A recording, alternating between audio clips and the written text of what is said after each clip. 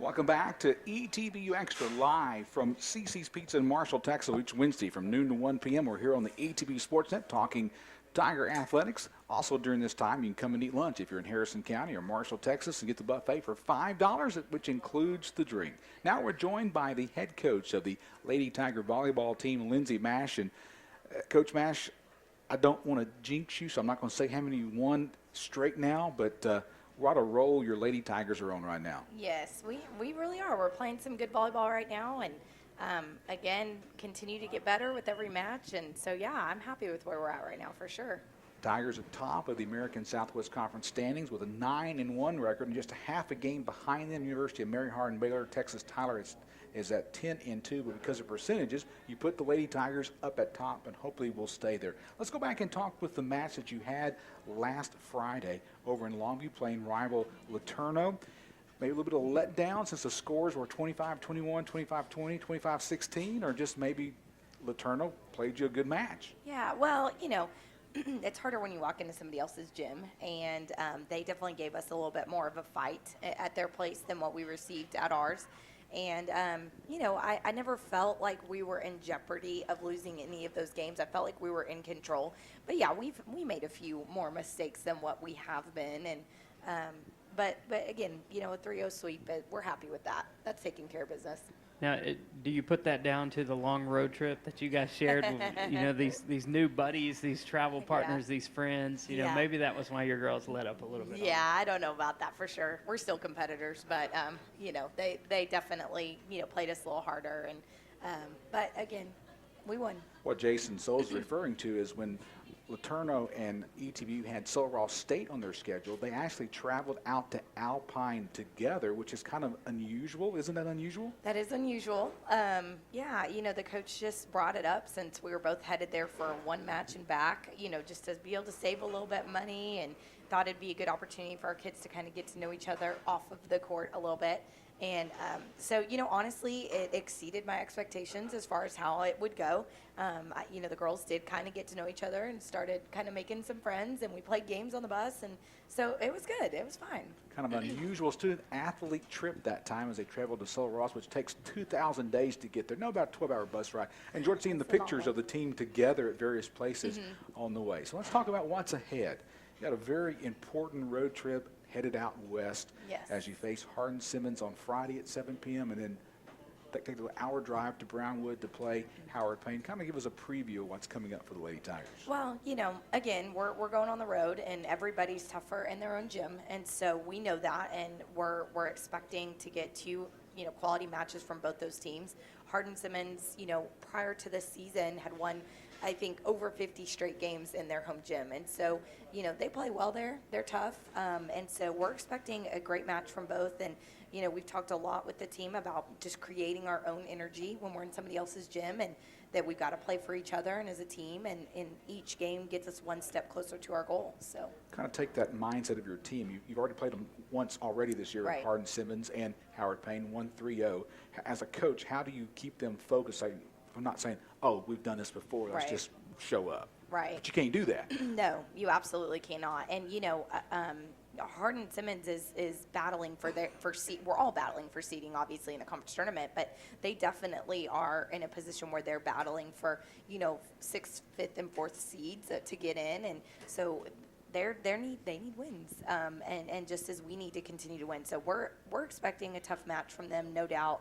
We know we can't take anybody lightly. This conference is stronger than it's ever been, and so we're just telling them every day. I mean, we keep pumping them that it's gonna be a tough match. We better be ready. And you just pop in last year's conference championship if you need extra motivation against Hardin Simmons. But no doubt about it. I know you're a coach and you always are looking to the next game. But is it how important is it for you to get your girls to focus on these two games when you have Sul Ross in the middle, but then you have that big week with Tyler and UMHB coming up that could decide ultimately if we're going to host that conference tournament? Yeah, I mean, it is hard not to look to the future, but they know that, if we don't take care of the teams we're supposed to, then that big weekend is not going to matter at all. We're not going to be in position to host anymore. So we just continue to talk about one game at a time. So we're not even mentioning Howard Payne right now. It's all about Hardin Simmons. And then once we hopefully take care of business Friday Friday night, then we'll discuss Howard Payne Saturday. So that's just where we just continue saying that. Now I've been preaching it, but now the kids are saying, okay, one game at a time. So I'm like, okay, maybe it's sinking in.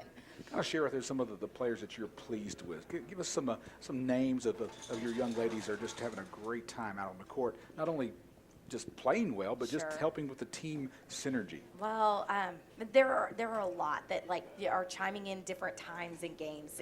That's what's been really cool is like, one of our players that plays all 6 rotations doesn't come out as a sophomore, Mallory Sanders. She's the captain of our team, one of the captains, and she is played incredibly consistent all year long, has averaged a lot of double-doubles throughout all our matches, and she's an incredible leader and really takes every day seriously with this team. And so I've been very pleased with how she's performed on and off the court.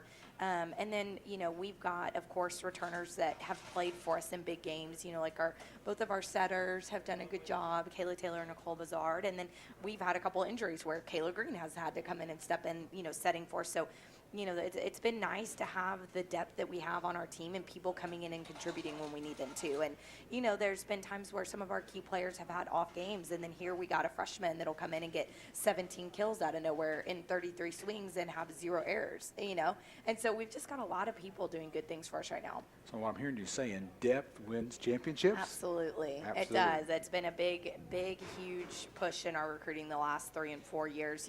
There's a lot of players on our bench right now that aren't seeing as much time as they would like to, that would probably be playing for other programs in this conference. But I think they see the overall picture of what we could accomplish this year. And, their worth to our team is more than they know in our practices and the way they encourage our kids on and off the court. So If you got a player pushing one of your starters, that is such a big plus for you. absolutely, it is. Jason, final question?